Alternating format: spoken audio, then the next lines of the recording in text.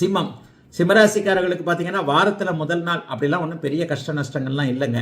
முதல்ல உங்களுக்கு 6ஆம் இடத்துலையும் 7ஆம் இடத்துலையும் இருக்கிறார். வாரத்தின் இறுதி நாள் அவர் 8ஆம் இடத்திற்கு மாறுகிறார்.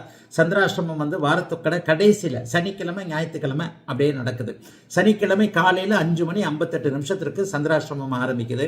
அதே நேரத்தில் அவர் வளர்பிறையாகவே வந்துடுறார். அதாவது தேய்பிறை அமைப்புகளே இல்லாமல் வளர்பிறை அமைப்பாக சுக்கரனோடு சேர்ந்திருக்கின்ற இந்த சந்திராஷ்டிரமம் மிகப்பெரிய அளவில் சோதனைகளை கொடுக்காது. இருந்தாலும் சனிக்கிழமையும் ஞாயிற்றுக்கிழமையும் முழுக்க முழுக்க சந்திராஷ்டிரமம். திங்கட்கிழமை காலைல 6:39 தான் சந்திராஷ்டிரமம் விலகுது. ஆகவே வாரத்தின் இறுதி நாள சனிக்கிழமையும் ஞாயிற்றுக்கிழமையும் புதிய காரியங்கள் புதிய விஷயங்கள் எதையும் ஆரம்பிக்காம, நீண்ட தூர பயணங்கள் எதையும் செய்து கொள்ளாம, அந்த நேரத்தில் பொதுவான ஒரு அறிமுகம் போன்றவர்கள் புதியவர்களை அறிமுகப்படுத்திக் கொள்வதற்கு அந்த சனிக்கிழமையும் ஞாயிற்றுக்கிழமையும் நல்லதில்லை.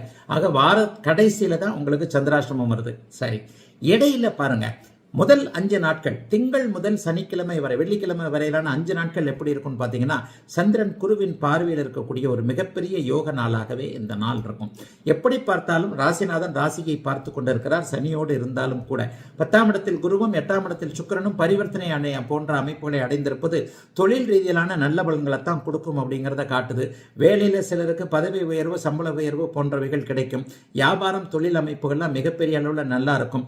இதுவரைக்கும் கோபித்து கொண்டிருந்த கணவன் மனைவி உறவு கூட இப்போது கொஞ்சம் சேரக்கூடிய அமைப்புகள், ஒருவரை ஒருவர் விட்டு கொடுத்து போகக்கூடிய தன்மைகள், உங்ககிட்ட என்ன பிரச்சனை எங்கிட்ட என்ன பிரச்சனைன்னு பேசி தீர்த்து கொள்ளக்கூடிய அமைப்புகளும் கண்டிப்பாக சிம்மராசிக்காரர்களுக்கு அமையும். சிம்மராசிக்காரர்களுக்கு வரப்போகின்ற அஷ்டமச்சனி வேதை அமைப்புகளின் காரணமாக கெடுதல்களை செய்யாது அப்படிங்கிறத ஒவ்வொரு வீடியோக்களையும் நான் சொல்லிக்கிட்டு வரேன். அதனால அஷ்டமச்சனியை பார்த்து கண்டிப்பாக சிம்மராசிக்காரர்கள் கவலைப்பட வேண்டாம்.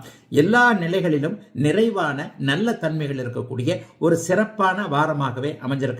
சிம்மராசிக்காரர்கள் எல்லோருக்கும் இந்த வாரம்